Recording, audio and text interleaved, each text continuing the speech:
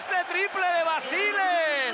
Faltaba este triple de Gianluca Basile.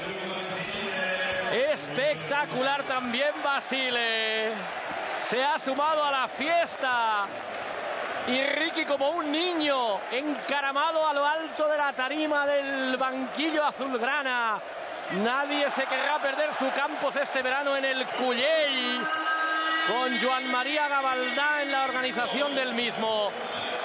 Son instantes de felicidad ya en la masa azulgrana. La grada de color azulgrana ondea sus banderas al viento.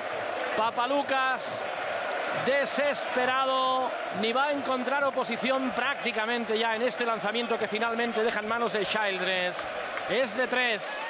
Quedan 15 segundos, pero el Barça es José Luis Galilea Galis Cookie Galilea, campeón de Europa. Con todo merecimiento, desplegando un juego realmente impresionante, elogiado por toda Europa y un merecido campeón. El Barça es campeón de Europa.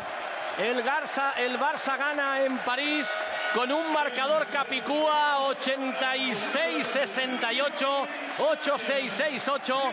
El Barça es el flamante campeón de Europa de baloncesto.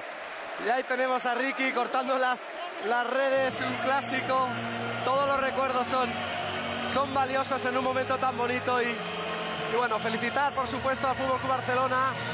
Creo que también si el Barça ha podido ser capaz de desplegar un juego de este nivel es gracias a que en España hay una grandísima competición como la ACB, en la que muchos equipos, Baskonia, Real Madrid, Pamesa, en Valencia, Power Electronics Valencia, campeones de la Eurocup, han puesto un nivel muy alto para que el FC Barcelona sea hoy campeón de la Euroliga. La emoción se desborda en el Palais Omnisports de París-Bercy. Abrazos y más abrazos, las caras de satisfacción. Vemos ahí a Ricky.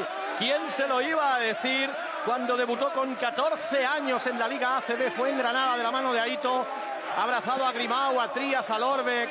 El Barça es una piña, eso es incuestionable. Vemos ahí al capitán, a Roger Grimau, con Boniface Ndong. Un auténtico lujo este jugador senegalés en el equipo azulgrana, como el resto de sus compañeros. También el abrazo de Pete Michael, auténtico trabajador, infatigable jugador de baloncesto.